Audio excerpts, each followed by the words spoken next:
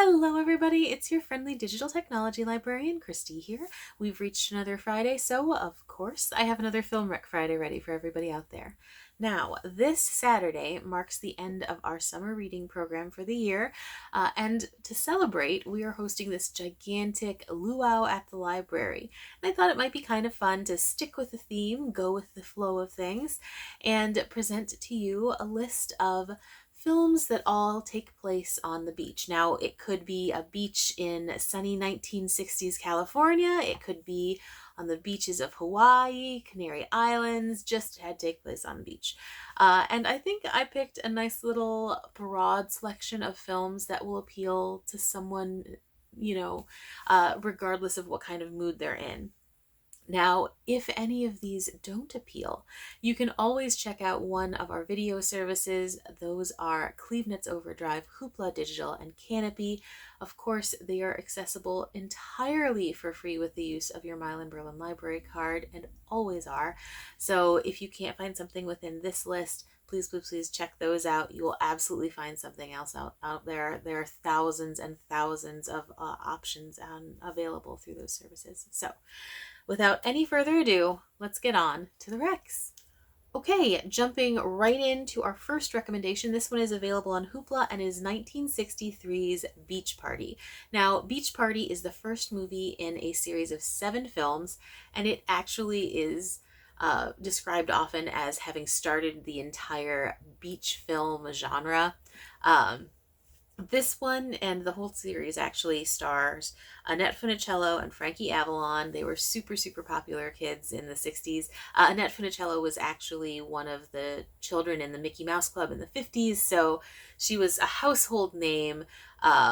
So these two kids are like massive stars. I would compare this to, say, High School Musical, like that sort of fame and popularity amongst the young stars. And I would say like it's High School Musical definitely takes a ton of cues from this. Storyline's pretty over the top, but it is definitely accessible and super family friendly. In the first Beach Party movie, we are introduced to Dolores and Frankie, played by Annette Funicello and Frankie Avalon. They're these two young, super hip kids.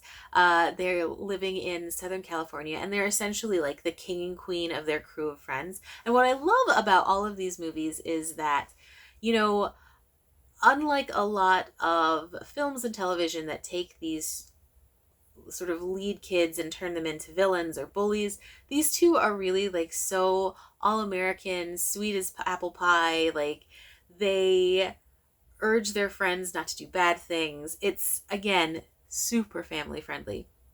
And I think as a result, you don't get a whole lot of angst. There's like essentially no darkness whatsoever.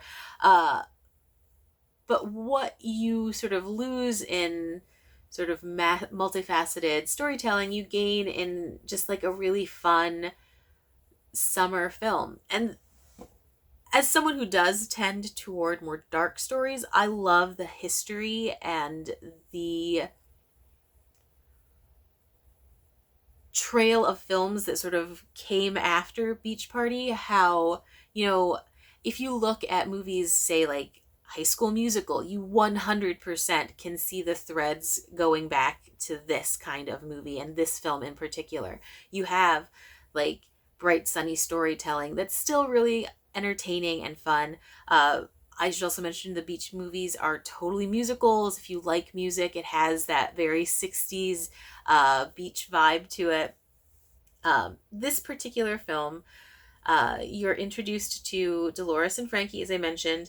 They are being observed by this anthropology professor, just who is looking into that particular lifestyle because it was such a huge, like, popular thing back in the day. Now, this is definitely a gateway film. There are tons of sequels, including Bikini Beach and Beach Blanket Bingo, which are also available on Hoopla, and I'll put the links to those below as well. But it's just a lot of fun. I think these ones are really great to watch with older generations, especially. Like, I remember watching this particular film with my dad when I was a really little kid. because he had watched it when he was a kid and he had remembered the Mickey Mouse Club. He was born in the 50s, so he knew who Annette Funicello was. She was totally a household name. He had seen all of the seven beach movies. They were all like just part of, you know, Americana at the time. Now, if you, spoiler alert, if you've ever seen That Thing You Do, there is a point where the boys in the band go to California and they are in a beach movie that is clearly a call out to all of these films, because the guys in That Thing You Do were those big style one hit wonder stars, super in American lexicon. Everybody knew them or at least had heard their music. The Beach Party movies totally did that as well. There were always guest stars who were incredibly popular. Always, of course, not controversial figures at all. They were like, Fabian was in a couple of them, I think. And I think everybody knew who Vincent Price was. So I believe Vincent Price was even in this one, in Beach Party, the very first one. And, you know, it sort of capitalized on that popularity. But in return, those celebrities who were, you know, massively popular also got a big bump because these movies were quite popular as well. So just being able to sort of reference the history and the call outs and things like that is really, really fun and really, really interesting. If you watch these, I think you'll definitely be able to pick out movies from today that are shout outs to these situations. Um, as mentioned, the other two films that are available on Hoopla uh, continue with separate storylines. You don't actually have to watch them in any particular order, which is also very, very nice. Um, and that goes for any of the other films that aren't available on Hoopla should you decide to track them down. There's not like a true chronology where there's an overall arc or theme. No, it's a they're one shots pretty much, and they're very self-contained stories. I don't think it's a spoiler to tell you everything ends in a happily ever after, but sometimes you just are looking for that. So again, if you are looking for something that's fun, fluffy, that you can watch with multiple generations, nothing particularly objectionable, always have like good life lessons kinds of things, check out the Beach Party movies, particularly the first one, just because, as I mentioned, there are tons of shout outs. If you're someone who watched High School Musical, definitely check this out and see just how many parallels you can pull. And I think you'll have a really good time. Again, Beach Party available on Hoopla. All right, moving on to my next recommendation, also available on Hoopla. It's 1987's Back to the Beach. Now, if you couldn't guess from the title, this one is also related to the Beach Party movies, though it is technically not part of that original 7 film series. So, this 1987 Back to the Beach movie is actually a made for television film. I was 5 years old when it came out. I still remember watching it. Same vein as the other films, very light, very fluffy, but it does add this interesting layer of what happened to them to the film. So in Back to the Beach, we are revisiting Frankie and Dolores as grown-ups with their own kids. This is 25 years in the future. They are a husband and wife duo, of course, because they stayed together, living in Ohio. They have a daughter who is played by Lori Loughlin of Full House and other things fame, and a young teenage son. They decide that, you know, they're going to go on vacation in Hawaii, and they end up making a pit stop in California to visit their daughter, only to discover that she is essentially living the life that they had lived in the past, and she's with this total surfer dude, and Frankie just is not having it. Along the way, they meet up with a ton of their old friends. We kind of find out what has been happening to everybody over the years, and you have a ton of different like little cameos from people and familiar faces from other shows from that 1960s era. I know that Bob Denver from Gilligan's Island will probably be a familiar face to a lot of people, along with Alan Hill Jr., who played Skipper. And then like Connie Stevens, there are tons of familiar faces, either to someone who actually was, prime target demographic during the 60s and the 70s, or if you're someone from the 80s and the 90s who watched a ton of these shows in syndication, you'll definitely recognize them. So anyway, we're also dealing with, I guess, a little bit more adult themes in sort of dealing with everyday life. Think kind of like Incredibles style. I would say that's a really good comparison as far as adult themes that you're going through. And Frankie, who is at this point this stressed out car salesman, has to sort of relearn that sort of carefree way of looking at things.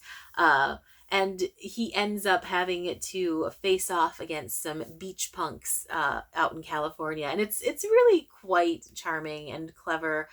Again, like the acting is on par with the rest of the Beach Party movies. I mean, nobody's trying to win an Oscar here, but at no point does it ever stop being like fun and light and fluffy, and it's always cool when you can watch a movie with multiple generations and different people will get different things out of it, and nobody in particular thinks it's less than the other. So again, if you get the chance, this one's a really cool throwback to the original Beach Party movies, but also is just kind of a nice fluffy family film that shows how generations can definitely come together and work out differences and how things are always going to be cyclical like that. So again, 1987's Back to the Beach, available on Hoopla. All right, moving right along to another recommendation on Hoopla. This is 2016's Wild Oats. I'd never heard of this movie. I'd never known anything about it at all, but I'm so glad I watched it. I had so much fun. This one stars Shirley MacLaine and Jessica Lange, which a duo of women who are both phenomenal actresses in their own right. And it's just this sort of silly, fluffy, tropical romp, and I loved it from beginning to end. In Wild Oats, we are following Eva, who's played by Shirley MacLaine, as she deals with the death of her husband and how she is coming to terms with everything that comes after. The crux of the storyline revolves around a check she receives for his life insurance. His life insurance is supposed to pay her $50,000. She's already in this quandary of, what am I going to do with just the $50,000? But instead of $50,000, the check comes and it's for $5 million. Jessica Lange's character is her best friend, and she convinces her to simply cash the check. MacLane's character is very hesitant to do so, but once she does, and this is not a spoiler, it's in the trailer, it clears. She and her best friend decide to take a vacation together to the Canary Islands, and then that's where things really start to snowball. I would almost describe this as a caper style film. There are so many moments of funny, inept crime in that, these two women who we're used to seeing play very different kinds of characters. At least I am. Like Jessica Lange, I always think of her as sort of like this bombshell style character, like she was in Tootsie, and then of course she was more recently in the American Horror Story TV series. But it's just really interesting to see her play sort of like the goofy comedy centric sidekick, because that's absolutely what she is here. Shirley MacLaine's character is actually more of the straight man, which is a little bit against type as well. So I just found this one really, really fun. And it's not often that you see two women who are, seniors as the main stars in a film. And they absolutely are. They carry this movie. And their rapport together is really, it's really, really fun and really, really silly. And it's easy to see how this friendship works. Um, Especially if you also have friends who always encourage you to do ridiculous things. That's absolutely this movie. Um, you've got a really solid, interesting cast of characters. Interesting is a really diplomatic way of putting they're all outrageous and totally over the top, but it works with this particular kind of film. And the cast is wonderful. You've got Billy Connolly in here playing sort of debonair man on the Canary Islands. You've got Demi Moore, who plays Shirley MacLaine's daughter. You've got um, several other character actors that you will probably recognize from other films that they've done. They all just put in these wonderful, quirky little performances, and it just culminates in this like satisfyingly silly summer vacation style movie. And uh, for something that I'd heard nothing about, I was so surprised to find exactly how much I enjoyed it. So if you're looking for something that um, is going to stay light, is going to stay like funny and will be entertaining, if you're looking something about female friendship, especially if you're looking for a movie that does deal with tons of different themes, again, the big overarching concept of this movie is how Shirley MacLaine's character learns to deal with the death of her husband. Um, you know, all of that aftermath, but displayed in a way that is fun, which seems really weird, but really truly this movie is just a ton of fun. So again, 2016's Wild Oats, a great film if you're looking for something summery, beachy, and full of friendship. Okay, moving on to our final recommendation of the day. This one is available on Canopy, and it's 2021's Sharks of Hawaii. Now, Sharks of Hawaii is actually an episode from PBS's Nature TV series, so if you're a fan of nature in general, you will definitely love this particular documentary.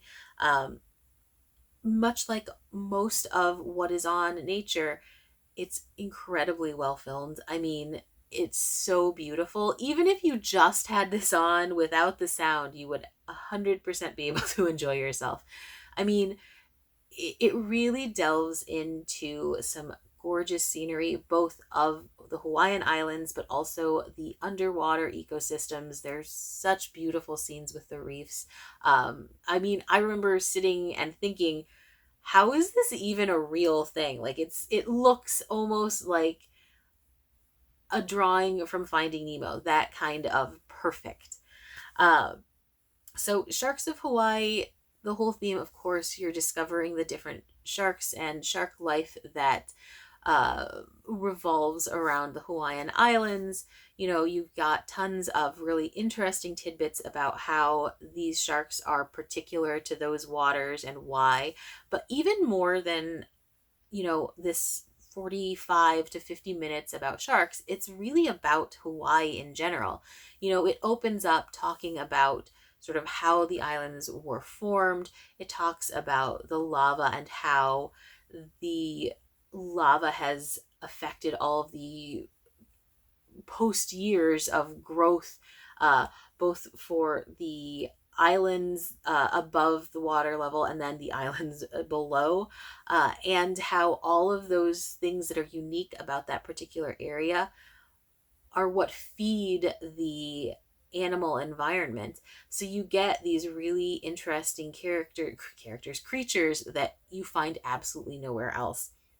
And, you know, I really found that interesting. I was definitely expecting, a pretty straightforward, really well filmed, incredibly informative documentary about sharks. And that's totally what we do get that. I mean, the information that it does offer about the sharks that are native to those waters, that info is absolutely fascinating. The video footage, there's this one set of shots where we see a shark sort of attacking a ball of spawning fish, and it's both terrifying but also beautiful at the same time, which is a really strange duo of words to combine, but that's exactly what you feel.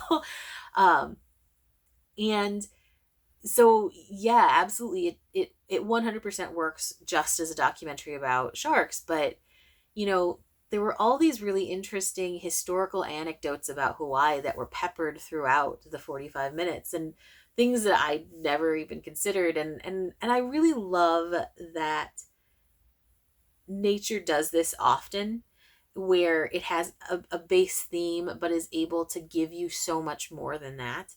Um, it definitely talks about all of the wildlife rather than just sharks, but without sort of diluting your main theme. So, how does this particular wildlife affect sharks? How does this particular ecosystem affect your sharks? And so everything very clearly dovetails together.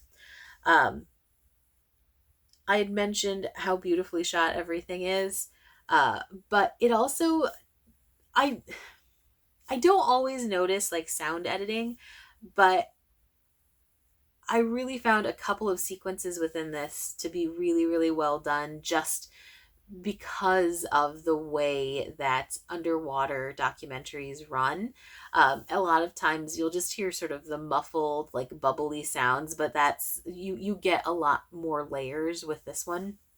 Um, there are also a couple scenes that actually are a little bit harrowing, because you're expecting the shark attack kind of situation. So you do get lots of different levels, a lot of emotions while you're watching this. So if you're looking for a very quick watch, again, 45 minutes. If you're looking for something, if you happen to be a shark fan, you're celebrating Shark Week kind of thing, if you just want a really good animal documentary, that also delves into sort of history and island knowledge, check out Sharks of Hawaii. It's a very fast watch and super entertaining and interesting. You absolutely won't regret it. Okay, so those were my quick recommendations for this week. If you have any recommendations for films that take place on the beach that you would like to share with us, please, please, please comment with those below. I love film recommendations, and I'm definitely in the mood for beach watches. If you have any recommendations for themes you'd like to see us cover in the future, definitely recommend those as well. Always looking for help on that. As always, thank you so, so much for tuning in. I love putting these rec lists together. It's so much fun to sort of do a deep dive into our catalog, find out all of what's there. And as someone who regularly searches through there and is always finding new stuff, if you have not yet checked out our video services, please, please do. Literal thousands and thousands of possible views out there that I think you'll really, really enjoy. So again, definitely check those out. And without any further ado, I'm going to go ahead and sign off for this episode. Again, thank you for watching, and I will see you next week. Bye bye.